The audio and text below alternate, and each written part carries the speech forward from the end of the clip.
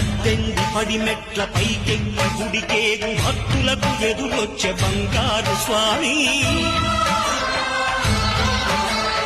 ఇరుముడులు స్పృశించి శుభమును దీవించి జన బృందముల చేర జగమేలు స్వామి.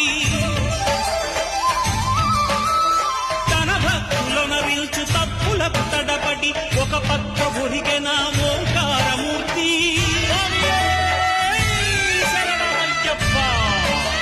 స్వాములందరూ తనకు సాయము కాగా ధీమంతుడై లేచె ఆ కన్య స్వామి.